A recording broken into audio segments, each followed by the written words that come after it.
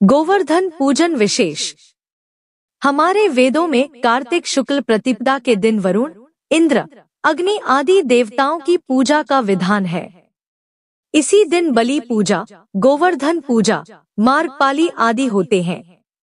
इस दिन गाय बैल आदि पशुओं को स्नान कराकर फूल माला, धूप, चंदन आदि से उनका पूजन किया जाता है।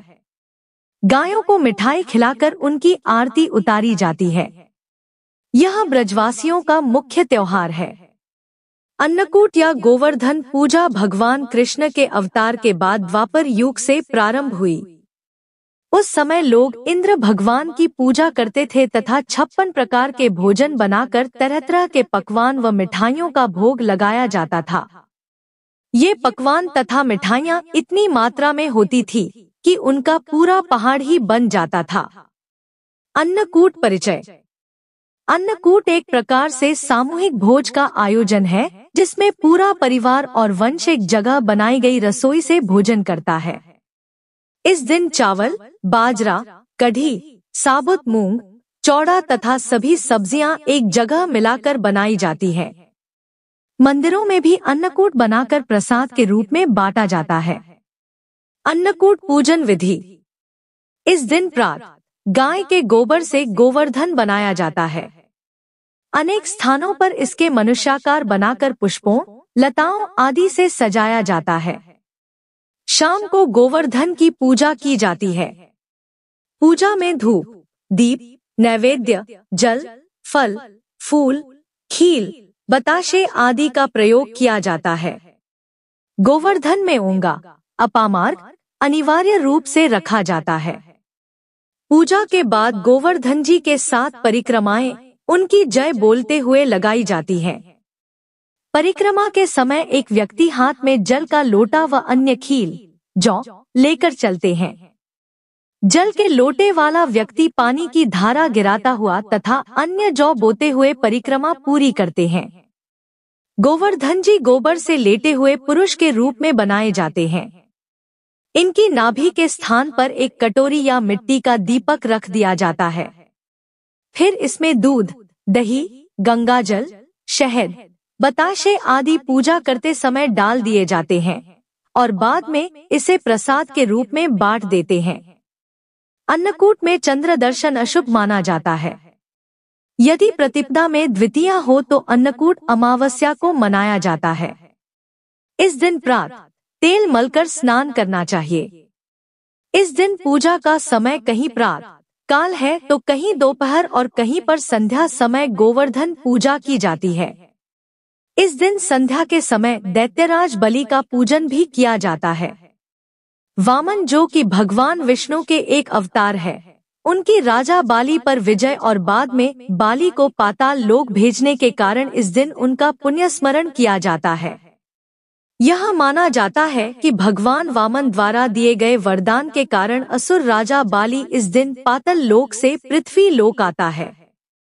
गोवर्धन गिरी भगवान के रूप में माने जाते हैं और इस दिन उनकी पूजा अपने घर में करने से धन, धान्य, संतान और गोरस की वृद्धि होती है। आज का दिन 3 उत्सवों का संगम होता है। इस दिन दस्तकार और कल कारखानों में कार्य करने वाले कारीगर भगवान विश्वकर्मा की पूजा भी करते हैं। इस दिन सभी कल कारखाने तो पूर्णतः बंद रहते ही हैं। घर पर कुटीर उद्योग चलाने वाले कारीगर भी काम नहीं करते। भगवान विश्वकर्मा और मशीनों एवं उपकरणों का दोपहर के समय पूजन किया जाता है। गोवर्धन पूजा की पौराणिक कथा। एक बार एक महर्षि ने ऋषियों से कहा कि कार्तिक शुक्ल पक्ष प्रतिपदा को गोवर्धन व अन्नकूट की पूजा करनी चाहिए। तब ऋषियों ने महर्षि से पूछा, अन्नकूट क्या है? गोवर्धन कौन है? इनकी पूजा क्यों तथा कैसे करनी चाहिए? इसका क्या फल होता है? इस सब का विधान विस्तार से कहकर कृतार्थ करें। महर्षि बोले, एक समय की बात है, भगवान श्री कृष्ण अपने सखा और गोपग्वालों के साथ गाय चराते हुए गोवर्धन पर्वत की तराई में पहुँचे। वहां पहुंचकर उन्होंने देखा कि हजारों गोपियां 56 प्रकार के भोजन रखकर बड़े उत्साह से नाच गा कर उत्सव मना रही थी। पूरे ब्रज में भी तरह तरह के मिष्ठान तथा पकवान बनाए जा रहे थे। श्री कृष्ण ने इस उत्सव का प्रयोजन पूछा तो गोपियां बोली, आज तो घर घर में यह उत्सव हो रहा होगा, क्योंकि आज वृत्रासुर को मारने वाले मेघदेवता देवराज इंद्र का पूजन होगा। यदि वे प्रसन्न हो जाएं, तो ब्रज में वर्षा होती है, अन्न पैदा होता है, ब्रजवासियों का भरण पोषण होता है, गायों का चारा मिलता है तथा जीविकोपार्जन की समस्या हल होती है। यह सुनकर श्री कृष्ण ने कहा, यदि देवता प्रत्यक्ष आकर भोग लगाएं, तब तो तुम्हें यह उत्सव व पूजा जरूर करनी चाहिए। गोपियों ने यह सुनकर कहा, कोटि कोटि देवताओं के राजा देवराज इंद्र की इस प्रकार निंदा नहीं करनी चाहिए। यह तो इंद्रोज नामक यज्ञ है, इसी के प्रभाव से अतिवृष्टि तथा अनावृष्टि नहीं होती। श्री कृष्ण बोले, इंद्र में क्या शक्ति है जो पानी बरसा कर हमारी सहायता करेगा? उससे अधिक शक्तिशाली तो हमारा यह गोवर्धन पर्वत है, इसी के कारण वर्षा होती है। अतः हमें इंद्र से भी बलवान गोवर्धन की पूजा करनी चाहिए। इस प्रकार भगवान श्री कृष्ण के वाग्जाल में फंसकर ब्रज में इंद्र के स्थान पर गोवर्धन की पूजा की तैयारियां शुरू हो गईं। सभी गोपग्वाल अपने अपने घरों से सुमधुर मिष्ठान्न पकवान लाकर गोवर्धन की तलहटी में श्री कृष्ण द्वारा बताई विधि से गोवर्धन पूजा करने लगे। उधर श्री कृष्ण ने अपने आधिदैविक रूप से पर्वत में प्रवेश करके ब्रजवासियों द्वारा लाए गए सभी पदार्थों को खा लिया तथा उन सबको आशीर्वाद दिया। सभी ब्रजवासी अपने यज्ञ को सफल जानकर बड़े प्रसन्न हुए। नारद मुनि इंद्रोज यज्ञ देखने की इच्छा से वहां आए। गोवर्धन की पूजा देखकर उन्होंने ब्रजवासियों से पूछा तो उन्होंने बताया, श्री कृष्ण के आदेश से इस वर्ष इंद्र महोत्सव के स्थान पर गोवर्धन पूजा की जा रही है। यह सुनते ही नारद उल्टे पांव इंद्रलोक पहुँचे तथा उदास तथा खिन्न होकर बोले, हे राजन, तुम महलों में सुख की नींद सो रहे हो, उधर गोकुल के निवासी गोपों ने इंद्रोज बंद करके आपसे बलवान गोवर्धन की पूजा शुरू कर दी है। आज से यज्ञों आदि में उसका भाग तो हो ही गया।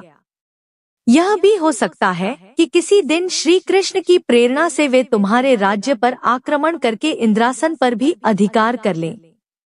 नारद तो अपना काम करके चले गए। अब इंद्र क्रोध में लाल पीले हो गए। ऐसा लगता था जैसे उनके तनबदन में अग्नि ने प्रवेश कर लिया हो। इंद्र ने इसमें अपनी मानहानि समझकर अधीर होकर मेघों को आज्ञा दी, गोकुल में जाकर प्रलयकालिक मूसलाधार वर्षा से पूरा गोकुल तहस-नहस कर दें, वहां प्रलय का सा दृश्य उत्पन्न कर दें। पर्वताकार प्रलयंकारी मेघ ब्रजभूमि पर जाकर मूसलाधार बरसने लगे। कुछ ही पलों में ऐसा दृश्य उत्पन्न हो गया कि सभी बालकवाल भयभीत हो उठे। भयानक वर्षा देखकर ब्रजमंडल घबरा गया। सभी ब्रजवासी श्री कृष्ण की शरण में जाकर बोले, भगवन, इंद्र हमारी नगरी को डुबाना चाहता है, आप हमारी रक्षा कीजिए। गोपियों की करुण पुकार सुनकर श्री कृष्ण बोले, तुम सब गौं सहित गोवर्धन पर्वत की शरण में चलो, वही सबकी रक्षा करेंगे। कुछ ही देर में सभी गोपग्वाल पशुधन सहित गोवर्धन की तलहटी में पहुंच गए। तब श्री कृष्ण ने गोवर्धन को अपनी कनिष्ठा अंगुली पर उठाकर छाता सा तान दिया और सभी गोपग्वाल अपने पशुओं सहित उसके नीचे आ गए। 7 दिन तक गोपिकाओं ने उसी की छाया में रहकर अतिवृष्टि से अपना बचाव किया। सुदर्शन चक्र के प्रभाव से ब्रजवासियों पर एक बूंद भी जल नहीं पड़ा। इससे इंद्र को बड़ा आश्चर्य हुआ। यह चमत्कार देखकर और ब्रह्मा जी द्वारा श्री कृष्ण अवतार की बात जानकर इंद्र को अपनी भूल पर पश्चाताप हुआ। वह स्वयं ब्रज गए और भगवान कृष्ण के चरणों में गिरकर अपनी मूर्खता पर क्षमायाचना करने लगे। 7वें दिन श्री कृष्ण ने गोवर्धन को नीचे रखा और ब्रजवासियों से कहा, अब तुम प्रतिवर्ष गोवर्धन पूजा कर अन्नकूट का पर्व मनाया करो। तभी से यह उत्सव पर्व अन्नकूट के नाम से मनाया जाने लगा। श्री कृष्ण के बारे में कुछ रोचक जानकारियाँ। कृष्ण को पूर्ण अवतार कहा गया है। कृष्ण के जीवन में वह सब कुछ है जिसकी मानव को आवश्यकता होती है। कृष्ण गुरु है तो शिष्य भी, आदर्श पति है तो प्रेमी भी, आदर्श मित्र है तो शत्रु भी, वे आदर्श पुत्र हैं तो पिता भी, युद्ध में कुशल है तो बुद्ध भी। कृष्ण के जीवन में हर वह रंग है जो धरती पर पाए जाते हैं, इसीलिए तो उन्हें पूर्णावतार कहा गया है। मूढ़ हैं वे लोग जो उन्हें छोड़कर अन्य को भजते हैं। भज गोविंद मुढ़मते। 8 का अंक। कृष्ण के जीवन में 8 अंक का अजब संयोग है। उनका जन्म 8वें मनु के काल में अष्टमी के दिन वसुदेव के 8वें पुत्र के रूप में जन्म हुआ था। उनकी 8 सखियां, 8 पत्नियां, 8 मित्र और 8 शत्रु थे। इस तरह उनके जीवन में 8 अंक का बहुत संयोग है। कृष्ण के नाम नंदलाल, गोपाल, बाके बिहारी, कन्हैया, केशव, श्याम, रणछोड़दास, द्वारिकाधीश और वासुदेव। बाकी बाद में भक्तों ने रखे जैसे मुरलीधर, माधव, गिरधारी, घनश्याम, माखनचोर, मुरारी, मनोहर, हरि, रास बिहारी आदि। कृष्ण के माता पिता। कृष्ण की माता का नाम देवकी और पिता का नाम वसुदेव था। उनको जिन्होंने पाला था उनका नाम यशोदा और धर्मपिता का नाम नंद था। बलराम की माता रोहिणी ने भी उन्हें माता के समान दुलार दिया। रोहिणी वसुदेव की पत्नी थी। कृष्ण के गुरु। गुरु संदीपनी ने कृष्ण को वेद शास्त्रों सहित 14 विद्या और 64 कलाओं का ज्ञान दिया था। गुरु घोरंगिरस ने सांगोपांग ब्रह्मा ज्ञान की शिक्षा दी थी। माना यह भी जाता है कि श्री कृष्ण अपने चचेरे भाई और जैन धर्म के 22वें तीर्थंकर नेमिनाथ के प्रवचन सुना करते थे। कृष्ण के भाई। कृष्ण के भाइयों में नेमिनाथ, बलराम और गद थे। शौरपुरी, मथुरा के यादववंशी राजा अंधकवृष्णि के ज्येष्ठ पुत्र समुद्र विजय के पुत्र थे नेमिनाथ। अंधकवृष्णि के सबसे छोटे पुत्र वसुदेव से उत्पन्न हुए भगवान श्री कृष्ण। इस प्रकार नेमिनाथ और श्री कृष्ण दोनों चचेरे भाई थे। इसके बाद बलराम और गद भी कृष्ण के भाई थे। कृष्ण की बहनें। कृष्ण की 3 बहनें थी। एक एकानंगा, यह यशोदा की पुत्री थी। 2 सुभद्रा, वसुदेव की दूसरी पत्नी रोहिणी से बलराम और सुभद्र का जन्म हुआ। वसुदेव देवकी के साथ जिस समय कारागृह में बंदी थे, उस समय ये नंद के यहाँ रहती थी। सुभद्रा का विवाह कृष्ण ने अपनी बुआ कुंती के पुत्र अर्जुन से किया था, जबकि बलराम दुर्योधन से करना चाहते थे। 3 द्रौपदी। पांडवों की पत्नी द्रौपदी हालांकि कृष्ण की बहन नहीं थी, लेकिन श्री कृष्ण इसे अपनी मानस भगिनी मानते थे। 4 देवकी के गर्भ से सती ने महामाया के रूप में इनके घर जन्म लिया, जो कंस के पटकने पर हाथ से छूट गई थी। कहते हैं विंध्याचल में इसी देवी का निवास है। यह भी कृष्ण की बहन थी। कृष्ण की पत्नियां रुक्मिणी, जाम्बवंती, सत्यभामा, मित्रवंदा, सत्या, लक्ष्मणा, भद्रा और कालिंदी। कृष्ण के पुत्र। रुक्मणी से प्रद्युम्न, चारुदेशन, जम्बवंती से साम, मित्रवंदा से वृक, सत्या से वीर, सत्यभामा से भानु। कृष्ण की पुत्रियां। रुक्मणी से कृष्ण की एक पुत्री थी जिसका नाम चारु था। कृष्ण के पौत्र। प्रद्युम्न से अनिरुद्ध। अनिरुद्ध का विवाह वाणासुर की पुत्री उषा के साथ हुआ था। कृष्ण की 8 सखियां। राधा, ललिता आदि सहित कृष्ण की 8 सखियां थी। सखियों के नाम निम्न हैं।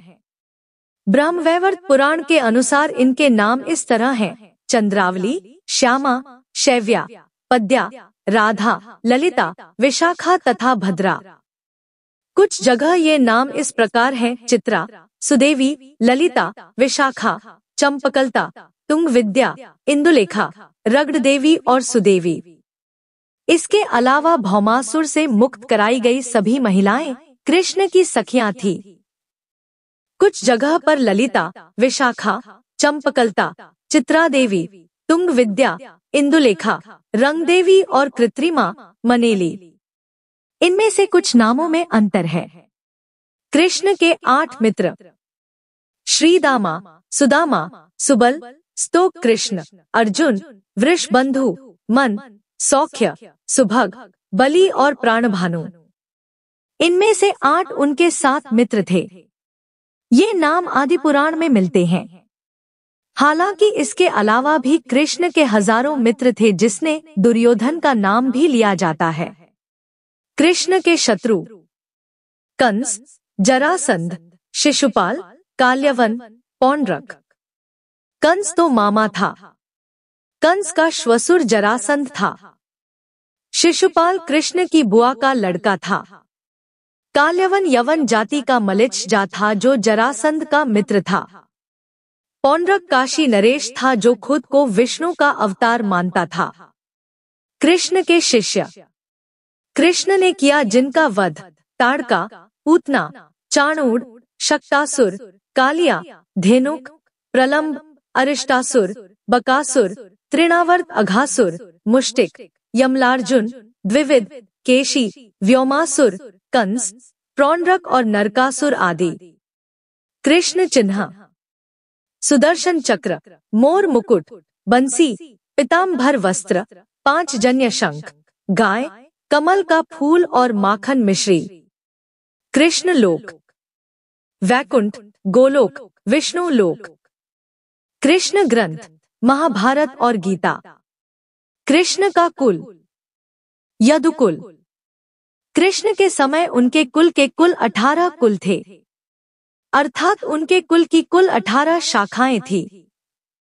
यह अंधक वृष्णियों का कुल था। वृष्णि होने के कारण ये वैष्णव कहलाए।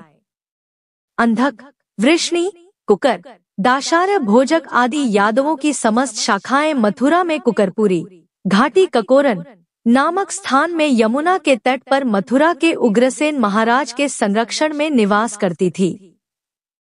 शाप के चलते सिर्फ यदुओं का नाश होने के बाद अर्जुन द्वारा श्री कृष्ण के पौत्र वज्रनाभ को द्वारिका से मथुरा लाकर उन्हें मथुरा जनपद का शासक बनाया गया।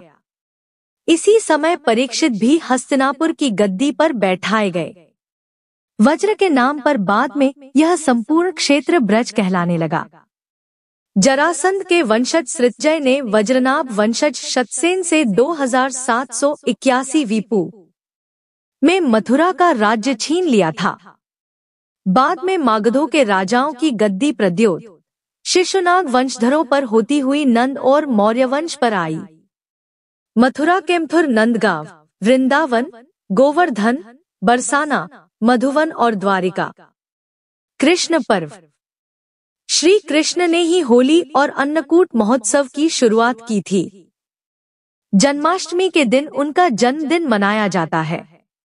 मथुरा मंडल के ये 41 स्थान कृष्ण से जुड़े हैं।